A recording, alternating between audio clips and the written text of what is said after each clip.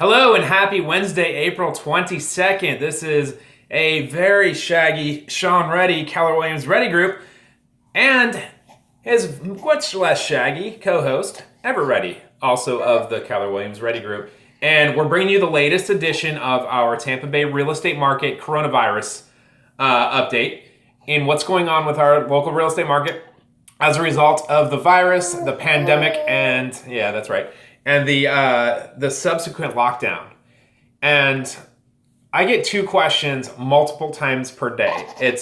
Is the real estate market shut down? And if you've watched these videos, then you know that answer is an emphatic no. And we'll talk a little bit more about that. And number two, what is my home worth as a result of the pandemic, as a result of the lockdown, as a result of the changes in the real estate market? And while it is too early to tell the exact effects that this event will have on real estate pricing and number of real estate sales, we are watching all of the front end metrics, 5 of them specifically, to be able to best predict what will happen in the lagging measures.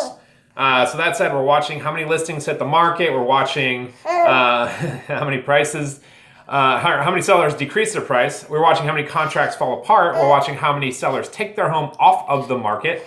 And most importantly, we're watching how many homes go under contract. And some great news actually on that last one. We've been tracking this, by the way, we're in our 7th week. And last week we saw our first week over week increase in number of contracts, as it had been going down every single week before that. Last week we saw 849 new contracts between Hillsborough and Pinellas counties.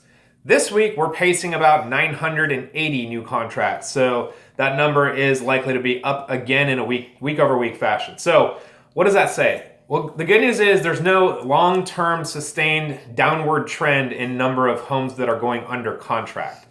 So that is going to be what floats our future pricing. As long as there's demand and as long as buyers are buying, then we're not likely to see a significant dip in pricing, at least right now. Now, down the line, that could change with, forbearance homes hitting the market and future foreclosures and whatnot. We'll talk about that later. Good news is, again, no long-term downward trend in number of sales contracts. In fact, are you excited about that too? Yeah. That's good. What Everett's saying is that the economy needs that right now. We know jobless claims are breaking records, and it's said that every home sale creates 6 jobs in the economy. So we'll keep selling those homes. The other bit of good news at a more micro level is yesterday, April 21st, we saw the highest number of homes go under contract since, let's see, March 17th. So 5 weeks in between these two peaks that we're monitoring here. So again, no long-term downward trend in number of sales contracts. Now, whether we're in the first half of this game, whether we're at halftime, whether we're in the back half, we don't know. And we don't hold the crystal ball. That's why we're going to keep watching this and keep bringing you the real-time data and best predict what's going to happen. So my best prediction does remain the same if you've been watching these videos. With contracts remaining relatively strong, given the circumstances, and especially compared to other parts of the country, and less homes hitting the market and more homes coming off the market, both due to aforementioned contracts and due to sellers pulling their homes from the market, our inventory keeps depleting. We went into this event with the lowest inventory on record.